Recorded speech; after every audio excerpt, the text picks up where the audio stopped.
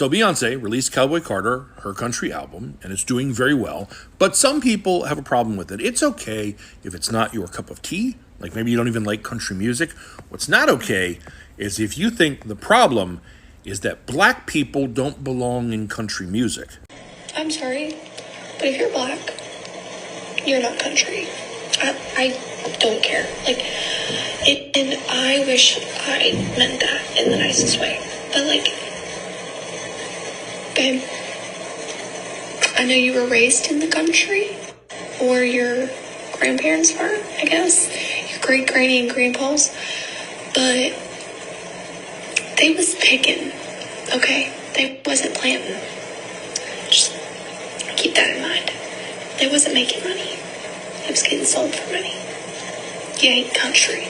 She said that with her whole chest, posted it on Beyonce's internet, and thought everything was going to be okay. We're going to get back to her, but let's get this out of the way. Country music would not exist without black people. If you knew anything about the genre that you claim to care so much about, you would know that hillbilly music, which is what became country music, was directly inspired by the spirituals and field songs of black slaves that they have been creating and singing for hundreds of years.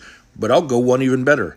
The banjo is a black instrument. The modern-day banjo is a descendant of the West African instrument made from gourds called the akonting. When enslaved persons were taken from Africa to America, their instruments came with them. For 400 years, enslaved people created their own music, hymns, spirituals, and field songs, all with roots in African music. Accordingly, in the 1840s, the banjo was seen exclusively as a black instrument. It was unheard of for a white person to play the banjo. No black people, no country music. But apparently, Ozza Banton, the Indiana State University student who made that video, didn't get the memo.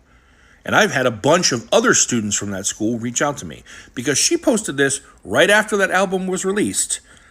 And literally 2 weeks went by, and Indiana State University didn't seem to have shit to say about it. Now, the other day, they did finally kind of say something about it. They put a statement buried at the bottom of the student newsletter that basically said, we're aware of a video, we're monitoring it, does not align with our personal views. Guess what? The students who've been reaching out to me, that's not enough for them. That's why you had protests on campus yesterday.